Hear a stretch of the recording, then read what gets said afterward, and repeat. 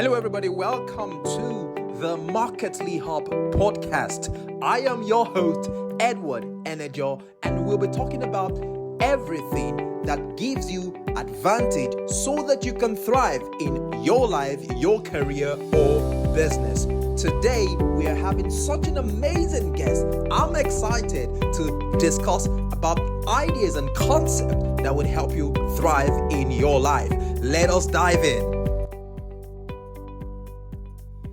Today we're having a very, very interesting personality, and it is the person of Mr. Enoch Adeyemi. I would say that he's a multi-talented personality because just checking out some of the things he has done over the years, it is interesting to see how one has transformed across multiple location and also found expression in diverse areas. I'm not going to go in to talk all about this because we're going to spend the next couple of minutes meeting the person of Enoch Adeyemi. Many people know him as the founder of what started as Black Professionals Edinburgh to Black Professionals Scotland and now Black Professionals UK, and is already fast spreading to Europe, Ireland, and all other places. And that's just a tip of the iceberg. But I'm gonna let him, get to talk to us and tell us how he started this journey. But before we start, I like to start out by asking a question. What are you thankful for, and what are you excited about? Thank you very much, Edward, for having me on on your show. I'm thankful for life. I'm thankful for simple things that we take for granted. The fact that I can wake up with a roof over my head, the fact that I can go to my fridge and there's abundance of food. Everyday blessings are more what I'm thankful for rather than sort of the bigger things. So maybe not the bang answer you want, but those are the things I'm thankful for. And then what am I excited about? I'm excited about the future. I always say, I don't know if you've seen some of my LinkedIn posts. I always say the future is exciting. All right. I'm excited about the fact that the things we're doing now, the things we're putting in place now, will definitely get us set for a more exciting, a better future. Not just myself, but those around me, those that the organizations I'm involved in are trying to support.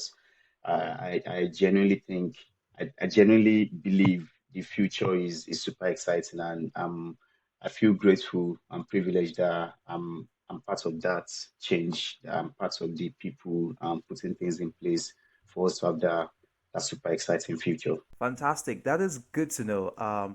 It is always very interesting to be future oriented, and I know that most people they are more positive, they're more driven because I mean, you don't just get stuck in the past, and the more we look at it, the more we see more possibilities. That is very, very fantastic and good to know. In a bit of getting to know what drives you as a person, can you tell us a bit about, the key experiences in your life that shaped your passion for helping others and, building a community of support? How I grew up definitely doesn't match my current lifestyle. All Okay. right. So, and I've shared this story so many times. I grew up, my parents were not university educated. So my life could have been very different. I could have turned out to become a motorbike rider. Life could have been very, very different. However, because of how I grew up, and people that have come into our lives over the years, they've just dipped in, maybe some for a few months, some for a few years, and they've left a mark or an impact in my parents' life, my dad's life, my mom's life, which has then helped us as a family to elevate from position A to B, B to C. Uh, that's definitely impacted me to want, and I think, sometimes I've really thought about why am I who I am? How did I get here? And I think growing up and seeing that, seeing progress, seeing possibility, seeing my own journey of where we started from in a one room face me, I face you in Mushin, to now living the way we live now has given me that confidence that first of all, there is hope for the hopeless. And then second of all, there is a need to pull people up. There's a need to share information. Sometimes you don't need to actually actively help people, just information like, oh, did you know? And then that person can then take that information to go work on it. My parents are they are king and queen of information when we're growing up there. They try Wow. their best to be in the circle of people that will share information with them, not circle of people that not the immediate circle because the immediate circle can't share any new information with them. So they make an intentional effort to be in the circle of people that will share information with them that they will then come home, bounce it around and be like, okay, that's what we're doing. And that's how we got to where we are. It's just my parents always wanting to move up and then go into those new circles, soak up information and then go use it. So I think that has been my motivation around if we can do it from where we started from to where we are, then others can do it. And then for others to do it, I'm then playing a part in that, which, as I said, we benefited from as well. I'm actively and intentionally playing a part, building systems infrastructure for information sharing, for supporting folks, especially folks just arriving into the country, just coming into the country that may not have all the information they need. It's just and just providing that platform for people to know you are not alone. Maybe you've been here for 10 years or you've just arrived. You don't have to be alone. There's a network of people that can support you and sort of pick you up and just go with you on whatever journey you want to go with go on here in the UK. Wow, that's incredible. That is very, very good to know, and I totally agree with you there. Like one of my friends will always say that you don't know what you don't know, and there is this common adage from back home that we normally say is that follow who know road, and literally means that follow who knows where the path leads. And I would say that that's one of the things that you and the rest of the team, and also I believe the people within your circle, have done significantly. You did mention that information is key, and even your parents, they work towards getting the information that they did not have. How would you say this has helped you, and even much more, what are other values or beliefs that has guided your decision and actions throughout your professional journey? The most significant thing, and sorry, maybe I've mentioned it already earlier. The most significant thing is the belief in growth, is the belief that it's possible, and that's guided my own personal journey, professional or non-professional. As I said, when I was very young, my parents slept on the bed. Me and my siblings and some aunties and uncles slept on the floor on the mat in the same room. That was Wow. living. That was our existence. Hmm. And then I saw us then grow from that to moving to a flat. And then I saw us grow from that to moving to my dad building his own house and all that. So I believe in possibility because I've seen it. Sometimes when people tell you stories, you're like, yeah, whatever. But I have seen it. I've seen us go from that to this. I've seen us, you could say, move social classes up significantly. And it's interesting the some of the people I grew up with, if you saw me with them now, you won't believe there was a time this guy was my best friend. And that's to show the amount of sort of growth we've experienced as a family. So Hmm. how has that guided my professional journey or my own journey now and my belief?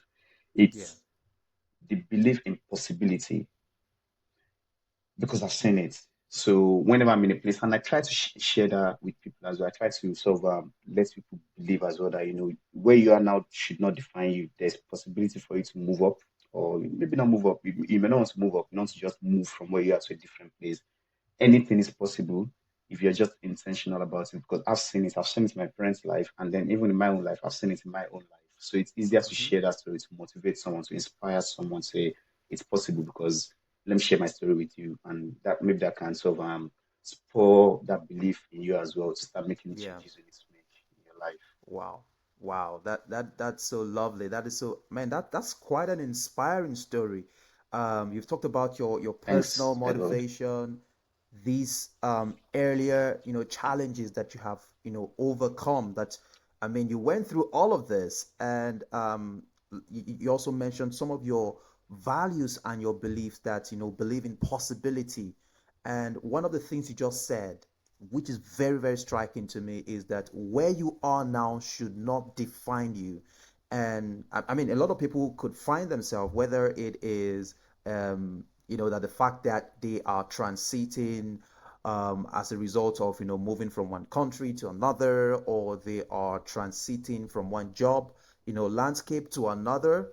Um, it's also very, very valid that where you are now should not define you, because there is somewhere you're going to and all of that. I'd like to talk about your career development. So can you share with us, how did you navigate your career path, in financial service industry, and what strategies did you use to stay motivated and focused? Because we live in a time where there's lots of distraction. So it will be interesting to know, how you navigated this path, how you stayed focused, and you know, and also maybe some of the tips that could help someone who is, want to go this your own path. Okay, absolutely. So when I started my career back in 2007, I think I started working in 2007 professionally, but I would say I started my career in 2008 because that was when I joined this graduate program. So graduate program, for those that maybe may not be familiar with it, is when a company takes a group of graduates, Mhm. bring them in, and they are the I started my career pretty well, right? I have to say that um, because they are the envied, they are the creme de la creme. They are the ones that the companies bring in to become future leaders. So they put Yeah. them in this program where they learn almost everything about the company. The company is, invest a lot in them, in their training, in their development. On Yes. the basis of these are going to be our future leaders. Yes. So that was how I started my career. But then getting to that place is a different story. It was not easy, but I was grateful I started there. And I went on to qualify as a qualified accountant with Association of Chartered Certified Accountants, right? And Yes. I like for my own career journey. So back in early 2010s, there weren't that many black people in Scotland that I could look up to say this person is ahead of me. In fairness, I think the people of my time were the ones that were sort of trailing, sort of just sort of figuring things out. Mm. And so, as per mentorship, and you could say, oh, you could just have a white or a non-black mentor. Maybe I could, maybe I should have. And I mean, I had people I spoke with, and I generally just observe, all right, rather than speaking to people. I observe what people are doing. Yeah. So, I started out as a financial accountant and then quickly moved on into management accounting. So, because what I wanted to do was have a general knowledge in the whole accounting space so that at some point in the future, when I left that business, I'll be my value in the market will be pretty high because I can fit into almost anywhere in accounting. Was sort of how I position myself. So when I finished with that company, when it was time to move on, I joined. I took a risk. So sometimes in my career, I've taken risk. I left a permanent job that was paying well. I can't complain about the pay. I was young then, so I was paid well for my age, you could say. But then I wasn't paid my market rates. I should Mm. clarify. So even though they brought me in on the graduate program, I then sort of got stuck. My my value wasn't appreciated the way I feel it should be appreciated. And I felt if I took that value into the market, it would be more Yeah. appreciated. And that was what happened. But then I had to do that at a risk. So I left a permanent job and took on a 1 year contract and with a bigger organization just to get different experience. So sometimes it's good to just get different style of experience. So where I was before was a smaller firm, about 250. I mean, it was part of a bigger firm, but the business itself, we had about 250 colleagues. And then I Yeah. moved on to a bigger company that had about 100,000 colleagues. So it was a different Wow. experience. I wanted to get that Definitely. different type of experience, different style of working, Yes. And when I finished that, I mean, the contract ended, and again, I had to look for something else. But thankfully for me, another contract opened up with another large Mm-hmm. business. And then, so while I was doing all these movements, I was picking up new skills and new ways of working, new styles of working. So I joined another large firm. I was there for, kind of, I think, roughly about 1 year. And then Okay. when I finished there, when that was finishing up, then an opportunity came to go back into a permanent role.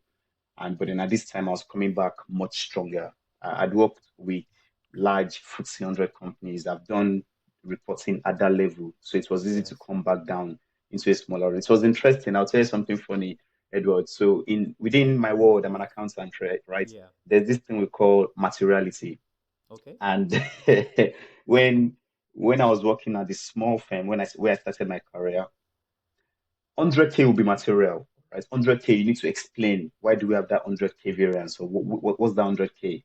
And then I got into this large firm where 1 billion was immaterial, all right? So it was that kind of move where Wow. 1 billion, you're like, it doesn't matter. Nobody cares about that. So, but then when you start getting to 5 billion, you're like, I need to explain why we have a difference of 5 billion. I understand. So it was Wow. different beast. And then I went into that other large firm and came back to this smaller firm and had to readjust my definition of materiality. But I then again, understand. while I was at that, yeah, when I came back into that permanent role, I think that was where I sort of eventually mapped where I wanted to go. What I noticed was there was a a rise in a part of my profession called regulatory reporting. So this was Yeah. after 2007, 2008, when the Okay. market crashed. The regulators got heavier on financial services, and what that meant Okay. was it became much more difficult to get regulatory information to the regulators. We've got Bank of England, Prudential Regulatory Authority, European Banking Authority. So you have all these regulators that wanted different type of things. So the regulatory reporting space grew, but didn't just grow. Yes. You needed to be really good because basically what you were now, you were basically an accountant and a lawyer. Lawyer in the sense that you have to read all these regulations and then you have Yes. to then convert it into accounting. And what that meant Mm. was I noticed that those that were coming in to work with us where I was, and they were regulatory reporting accountants. They were getting paid more than us Mm. because I worked in the team again where I could see salary. And I was like, okay, so this guy that is just a financial accountant is getting XXX amount, but this guy that's a regulatory reporting accountant is getting XXX amount. And I thought, I need to be a regulatory reporting accountant. and Oh and my then gosh. I spoke to my manager, and there's value in letting your manager know what your ambitions are, all right? And if you have Oh, a good relationship nice. with your manager. So I told my manager that, I'm currently, I think then I was in the financial reporting accounting space, and I said, I'd like to get some experience within regulatory reporting accountants. And thankfully things Yeah. moved in the wider team in such a way that an opportunity opened for me. And I went into Fantastic. that space. So you need to, again, I'll reiterate, you need to communicate your desires with your line manager, and as much as possible, have a good working relationship with your line manager. Most line managers want you to succeed. Everybody to have wants to have a hand in someone's success story. Always remember that. Start with a positive place of my line manager wants me to succeed. Never starts from Yeah. a negative place of this guy wants to hold me down. He doesn't want me to grow. No, if it starts from that place, you may be wrong, and then if you're wrong, it will affect you. So I was Yes. fortunate to have that good relationship and then for an opportunity to come up, and I went into a regulatory reporting role at that um bank. Did that for a year plus, and again while I was there, because it was a small bank, I was able to get regulatory reporting is very wide, all right. I was Yeah. able to get exposure to a wide range of space, of areas. And then again, I got to that point where I thought it's time to move again. So this was 2 years on, 3 years on, and I Wow. got to that point where I felt I've gathered so much knowledge and experience, and I was confident in myself. All right, I've built up myself to believe in myself, and I think that's really important because sometimes when I spoke to people, and even till now, when I speak to people that I feel are really good at something, they actually are not confident that they are good at it. I'm Mm. I'm very confident that if I'm at 5, I'm confident to think I'm at 7. All right. So it's you, as we say in Nigeria, it's you that will sell your own market. So you need to go and Yeah. sell your market. All right. So, Definitely. and that was when I decided I'm going to go into consulting. And if you're going into consulting, it's a scary space because this is you coming out to say, I'm an authority in this thing. I'm a consultant. Yeah, So the reward is high, but then the risk or the expectation is quite high as well. But definitely. just because of that, again, that belief that hey, I can do it. And again, linking back to my story around possibilities, I felt these guys that were going into consulting, they don't have four heads. They are just human beings Definitely. like me. When we get there, we learn everything. As we say in Nigeria, we die Definitely. here. So and that was when I just made that mind. It was a big move as well because I was working in Wow. Edinburgh and the first consulting role I got was down in London, which meant Wow. I had to travel down to London every week. And I discussed this with my wife because we're in a place in our life where we felt this was a good move for us as a family. Again, when making career moves as an individual, if you have people that have to go on that journey with you, you need to carry them along because your career could then start affecting your other areas of your Areas life, of your life. including relationship and your relationship with your Definitely. wife, your children, your whoever you're tied to. So we go on that board, and thankfully, after a few weeks of working down in London, I told them, listen, you guys know I'm from Edinburgh, right? This is not. We can't keep doing this. So we need to have something that works. Again, having that good relationship with your line manager. So I told him, I said, listen, this is what I suggest. Why don't I work Fridays and Mondays from Edinburgh? So that way I'm doing 4 days in Edinburgh and I'm doing 3 days in London. Yeah. So I'll work in Monday on Edinburgh, fly out on Monday and then Monday nights, and then work in London Tuesday, Wednesday, Thursday, and then fly out on Thursday nights, work in Edinburgh Wow. Friday, spend the weekend with my family. So I'm with the family Yeah. for 4 solid days. 4 solid days. Yeah. And he said, let me see what I can do. Let me go chat to some people. They went away, chatted, came back and said, yep, that's fine. So sometimes you need to ask. If you don't ask, people don't give you things. You need to ask, and you need to give them a reason to say yes. So I gave him the reason that listen, and they had the very these were the days before COVID and before remote working. But the bank I was working at was was a global bank. So they already had all those infrastructure in place where you could work remotely and all that. So I said, I just gave him the Wow. reason why he should say yes. And because, as I said, that area is so niche, it's not easy to get someone good in. And they already Mm. brought me in, and I can confidently say I'm good. So I'm like, if you don't give me something that works for me at some point, I'm going to start looking at something else somewhere. And then you have to go through the stress of looking for someone else to replace me. So, and yeah, they gave me that flexibility, and I did that. And since then, I've been consulting ever since. So there's been intentionality on my career journey. There's been following, something our I Am Black conference that we held in April. Our keynote speaker, to be back, said something, even though it was a very interesting phrase. I held on to. He said, "You need to follow the cheese. You need to know when the cheese Yes. is moving," and The that was cheese why is that's moving. what I've Yeah. done in my career. Where is Yeah, it? I was like, okay, where is in my space? Where is the action happening? I realized it was in regulatory reporting. And then at some point, I was Definitely. like, where is the action really, really happening? I realized it was in consulting. And I just followed the cheese. And that's why I'm in regulatory reporting in consulting. So for me, I'm in my happy place. As a consultant, I'm not vying for promotion. I'm a company in myself. I'm a limited company. I'm not chasing pleasing any manager or whatever. I just go in, get the job done. And once my job is done, I move on to the next gig. The next It role. comes with its Wow. own risk as well. All right. Yeah. You could get into a place where there's no gig, there's no consulting role. But thankfully, I've been fortunate in the sense that I've been doing this for 7 years now, since 2017, and I've never had a gap. The gaps I've Wow. had are the ones I've created myself. Where I've just thought, let me take a break before going on to the next one. And again, how I've been able to do that is building my own skills, having good relationships with Hmm. recruiters, with my current team members, to the point where sometimes they are the ones telling people in their company that, listen, I know someone that can do this job. Let me call Enoch. And then they call me, they speak with me, and I skip all the nonsense interview process, and they just say, let's have a conversation with you. They chat to me because someone has already said, done the job for me. Someone has said, can do this. I've worked with him. He's a good guy. He's a people's guy. Everybody loves Enoch. And then I get in, do my thing.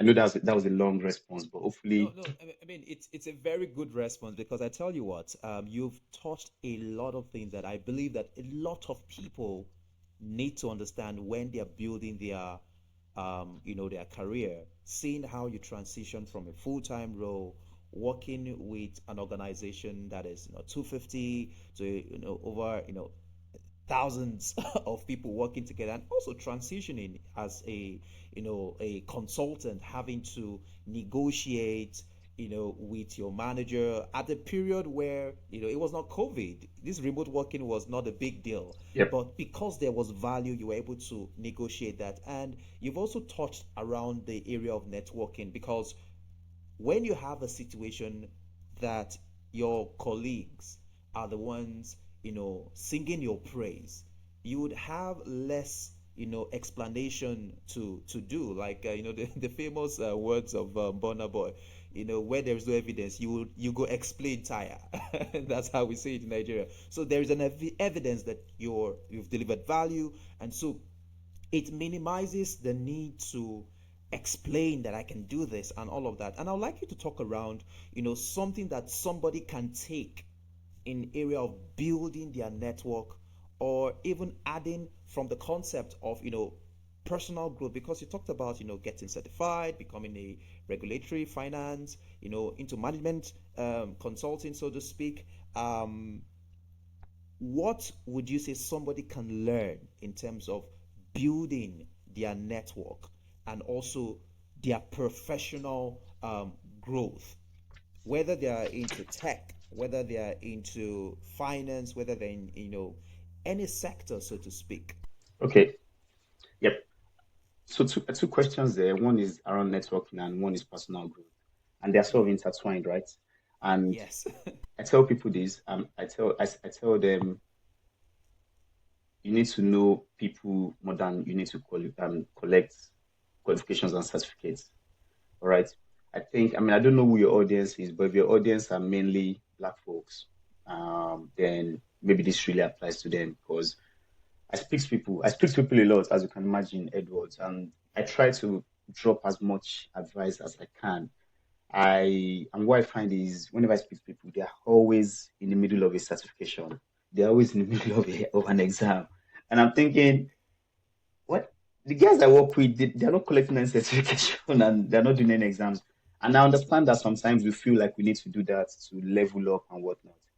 But how about to spend more time just networking? Because people buy into people. They don't buy into certificates, they don't buy into your qualifications, they buy into people. And I am testament to that. So I'm not just saying it because I've read it somewhere. I'm testament to that. People have bought into me just because someone says, I've gone for a job interview and eventually I got the job. And the guy, my manager, then told me later on that you got this job because Mike said this about it. So Mike was someone I've worked with 10 years ago. All Wow. right. But again, I don't say I try to be sweet with everybody, but I try to work in such a way that you have to be really mad not to like me.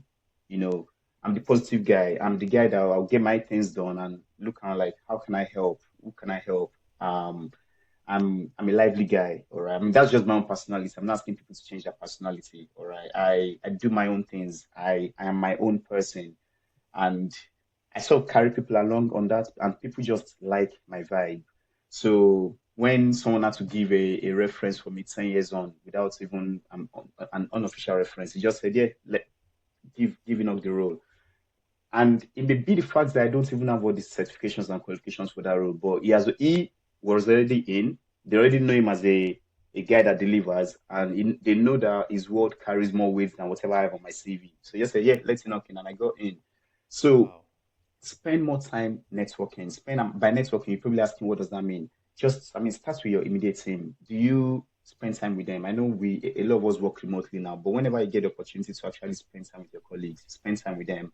When they play games online, don't think, what does that have to do with work? These people they like playing games. No, be the one organizing the game. Tell them guys which game are we playing. I'll go and look for the questions. You need to be Yes. in the middle of things. You need to make yourself memorable. So don't let them just know you as the guy that works. Let them know you as the guy that they can hang with, because that is more important. I say people invest in people or they buy into people. People want to work with someone they can chat with, they can have banter with, like, hey, what are you up to at the weekend? If you're someone that just gets the job done, it's good. But then if I have to pick, or if people have to pick someone over someone, they'll pick the person they vibe with more than you that deliver. I So totally agree. think of how you can sort of get yourself out, and but then not just within your team, in the wider team. Let's say if you work in finance and finance is doing something with tech, Put yourself in the middle of it. Get your name out there. Let people know your name. Let people know that your full name, Enoch Adeyemi, so that in the future you don't know when that name will help you. So be sort of strategic about that, and you could even call it selfish. So be intentionally putting yourself in the middle of things. If they say there's a, what do they call these things? Town hall where the CEO is coming to speak. Make sure you ask a question. If in a company of 100,000 people, the CEO is speaking and they say any questions, make sure you throw your name in there. Let them hear your name. Be intentionally branding yourself. Let people know who you are. But then not just for the sake of it. Let them know you as someone that says it. So, for example, in that town hall with 100,000 people, you want to ask a question. Ask a question that makes people go, yeah, that's a good question. Actually, I didn't think of that. Don't Wow. just sit there, think, oh yeah, they are doing their town hall. Let me just be working. These people, they like meeting. No, these are the places where you shine. These are the places that will open doors for you in the future. So maybe calm down on those certifications, because sometimes I see some CVs and I'm like, does this guy rest?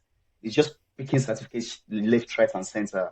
And then what I noticed with that sometimes, not every time, is it doesn't actually help their career growth. They are doing the same job for 5 years and they're just collecting certificates and like, you're wasting your time, pal. You need to think different. And one of the ways to think different is people.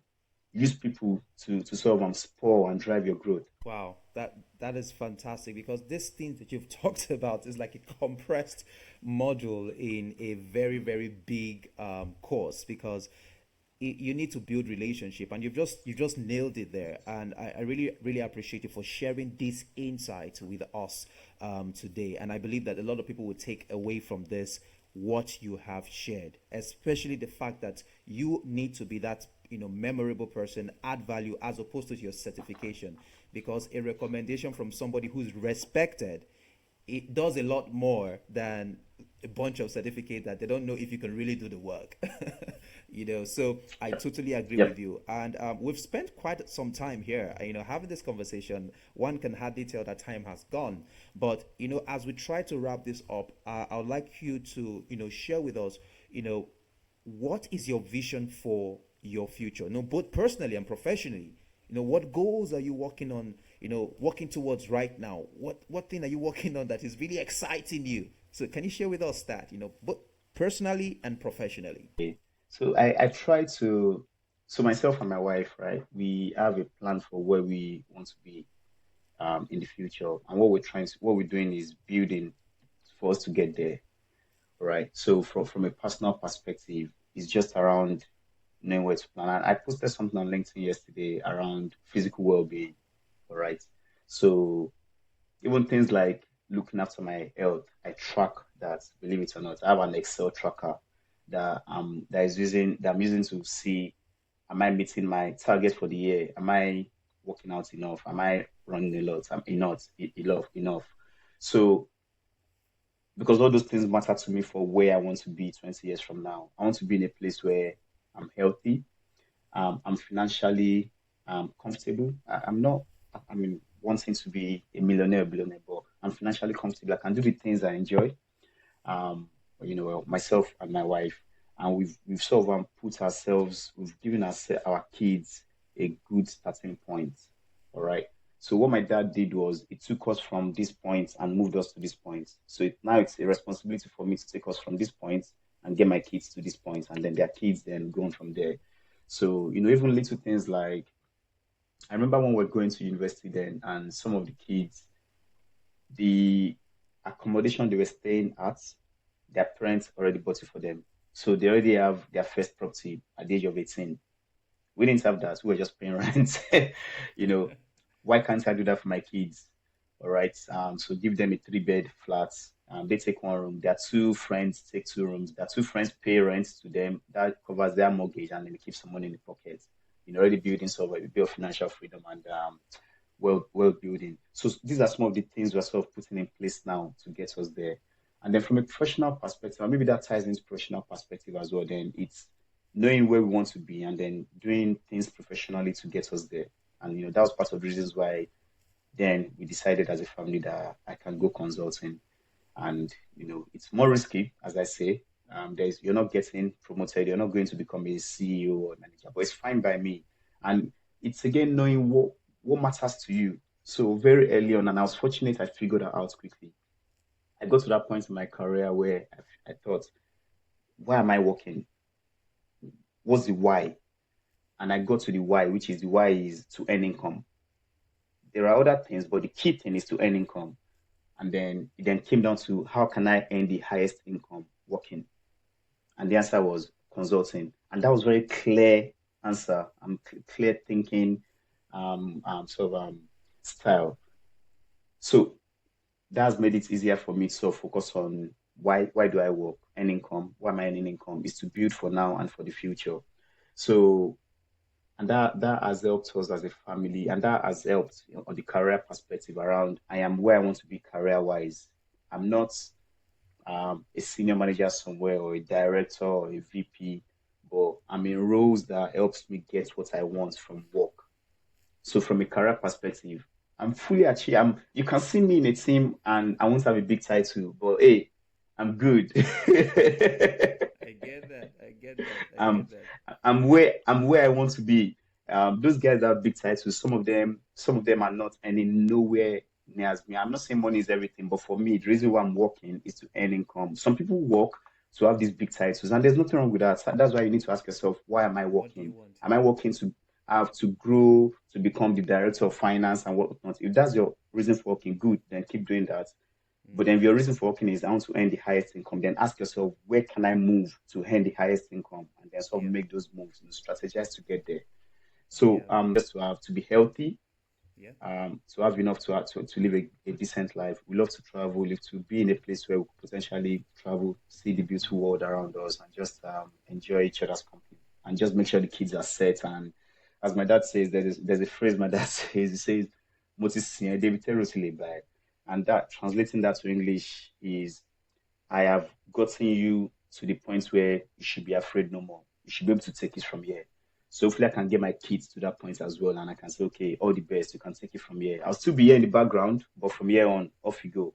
So hopefully I can get them Fantastic. to that point, or we can get them to that point.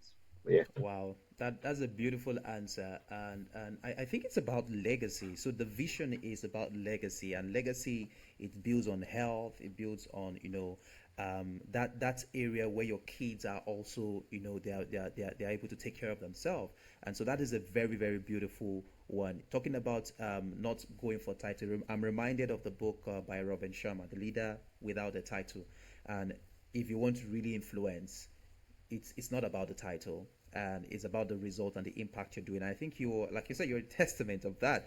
You're pretty much doing that. And as we wrap up this conversation, I'd like to ask, what advice would you give those looking to make a positive impact in their community? If there is one advice, what would that be? I think sometimes we get caught up in big dreams. I'm trying to think about to rephrase that. I think sometimes we get caught up in these, I want to make this big change, all right? And then because we are caught in that, we end up not making any changes or any change. So if you get to that point where you're feeling like, I want to do something, then start where you are. So let's say, for example, you're thinking, oh, there are so many people struggling in their career. I wish I can help them. I wish I can maybe set up an organization. That's great. How about you help that guy that lives next street to you, help him review his CV? All right. Start where you are and then take it from there. Looking at the story of BPU, we started where we were in Edinburgh, and we started where we could, where it was feasible for us. And the story of Edinburgh was basically me going to speak to my pastor and saying, guy, can you rent the church space for us? Because we couldn't go rent anywhere else, it was too expensive. And they rented it to us at a very low cost because we're church members. So we got a location. And then it was the case of, right, we need to print and put some Eventbrite thing. Again, it was free. We did that and we put it out. We used WhatsApp to push that out to tell people, hey, there's this networking thing we're setting up, we're starting. And that was how EBP started. We started where we were. We were not thinking, let's I want to support people. How about I plan an AmBlack conference, and then you go into this space where you're trying to plan something that is too much. It's good to be aim big, but you could you need to be realistic as well, all right? Yeah. So thankfully, we've gone from where we were then, using our church hall to now planning events like AmBlack Conference. So start where you are and then Definitely. just go on the journey. And sometimes it doesn't necessarily mean you're going to be a starter yourself. It could be that you need to plug into an existing system to support them. Yeah. Because again, there's this thing around, oh, I want to do something. Let me go start something. That's great. But then not everybody has the capacity or nobody has the ability to start and sustain things. Some people are stronger at supporting an existing structure or system. So again, um, assess yourself, assess your time availability. Do you have the time availability to start something? It takes a lot of mental, financial stress to start something. Totally agree. So if you're thinking, you know what, I don't have all that stress, I don't have time for all that, I don't want to carry all that stress, but I still want to do something, then plug into something. There are lots of organizations, and there'll be organizations that are doing something similar to what you have in mind. So just plug into that and support the existing leader there or the existing team there in whichever way you can. And it could be something, then that way it's something you can easily manage to say, I can only give 2 hours a week. You do that, you're supporting them, and at the same time, you're fulfilling your own ambitions of, I want to do something. So that's sort of Yes. what I would advise. That's where you are. Start where you are. That is very, very true. I'm reminded of Mother Teresa's quote. They said, if everybody sweep their doorstep, the entire street will be clean. And that is one of the principles you say, start where you are, help your next door neighbor, and we can take it up from there. To bring this to a close, looking at how far you've come, right, and the lessons you've learned, the advice. So what advice would you give your 10-year-old self who was thinking about who probably didn't know about AmBlack Conference, right? Who like, oh, this thing is so big. What advice would you give your 10-year-old self looking at how far you've come?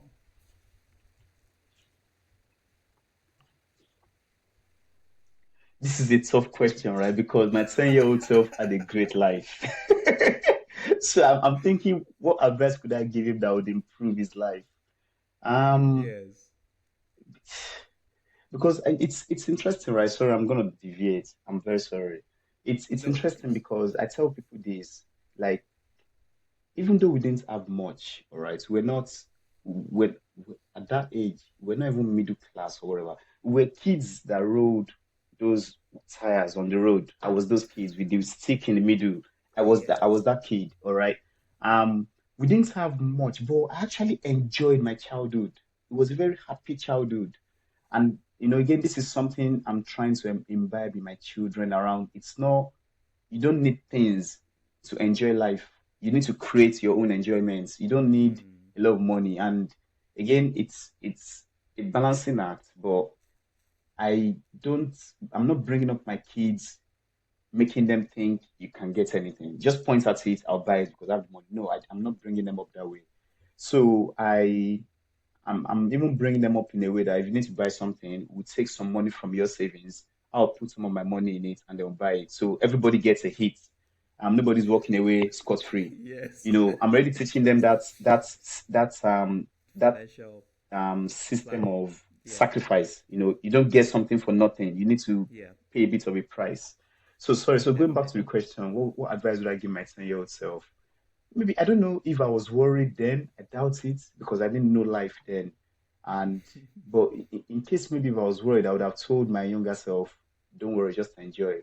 But as I said, I was truly enjoying life. My grandma lived next on the next street, and see, so I grew up with family, all right, and I grew up with so much love, and I grew up with just having fun. So I was good academically. So academics was sorted, and then just playing with the kids on the streets, playing those suwe, we call it suwe, where you draw lines on the in the Yes. sand Yes. and you I played jump that and as well. wherever, you know, yeah, playing boju boju, hide and seek, Yes. Hide and and just seek. doing Police and those were thief. that was police and thief, yeah, police and thief. Yeah, it's been a long time I heard that one.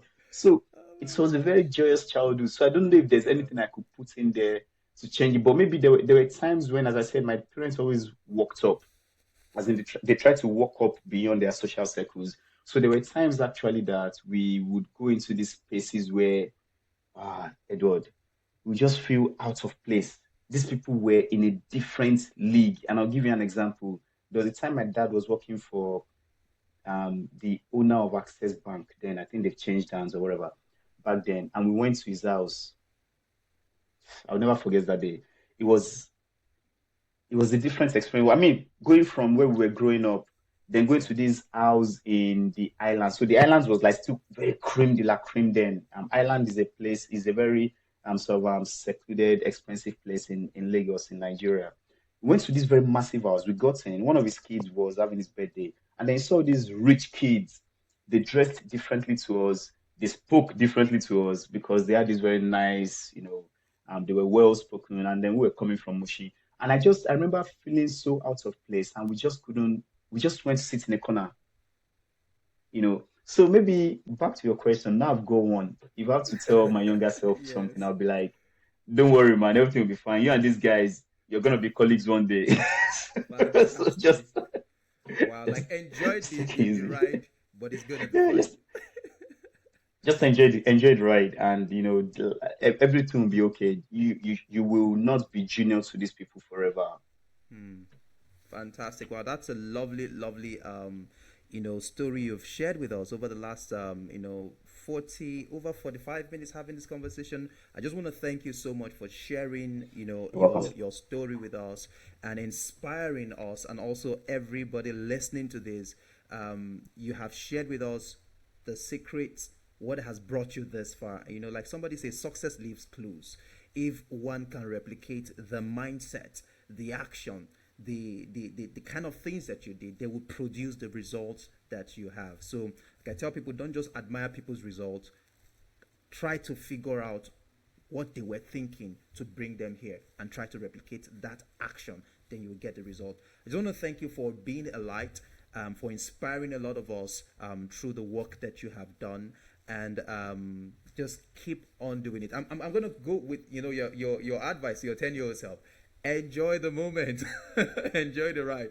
Everything is just going to be all right. So thank you so much for being part of this show today. You're welcome. Do have a fantastic day. But just before you go, is there one last word you have for anybody? Maybe due to the conversation you've had, or I mean, the last couple of minutes that I've just been talking, you feel, oh, there's one thing I would like to add.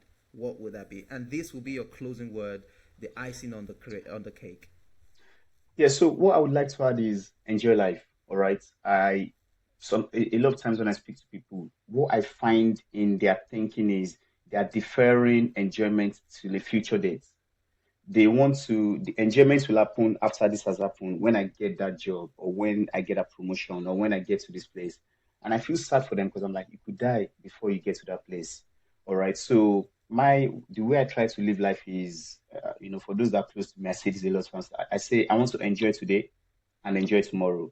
I don't want to defer any enjoyment. So find enjoyment in every day, because I, I, I don't want to use life is too short. Everyone, I mean, no, that's been beaten up. But you get the point. Like, Yes, I get the just point. enjoy every day, because every day you're not enjoying is almost like you're cheating yourself.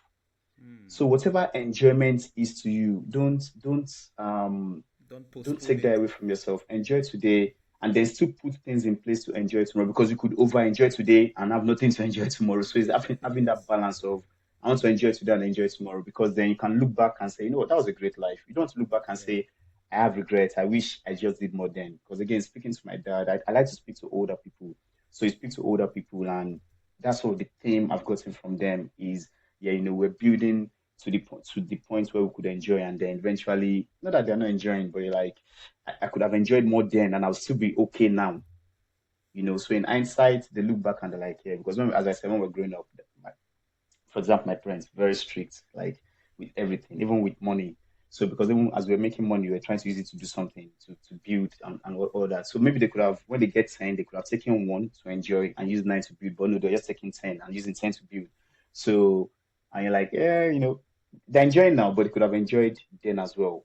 So, and that's what I try to do. I'm like, I want to enjoy today. And for those that know me very well, I love to enjoy my life. And what does enjoyment mean to me? Spending time with my family, my wife, my kids. I love spending time with my kids. I love being part of everything they're involved in. My kids play lots of sports and they do lots of activities. Other parents complain about it. I love it because I'm like, I'm getting to spend time with my kids. These are things, sometimes I like to put myself in an alternate reality where maybe you're in prison, or you can't see, or you can't speak, or wherever. But I'm in a reality where I've got all these things, so I'm gonna enjoy it. I'm gonna enjoy Enjoy. seeing my son, going to watch him play football, going to watch my daughter run, going to watch them do all these amazing things. I'm gonna enjoy taking my kid to the cinema. I mean, my wife to the cinema to watch even sometimes silly movies, just for us to go do something, for us to have that time together as husband and wife. Yeah. Enjoy all that now, and then hopefully when we get to the future as well that we're building, we can continue enjoying it or even enjoy it more. So that's Wow. my advice for anyone listening. Don't defer your enjoyment till tomorrow. Start today. Fantastic. That is just what sealed it. Thank you so much. I'm not going to be tempted to go any further than this. Thank you so much for the time and for sharing your You're advice welcome. with us.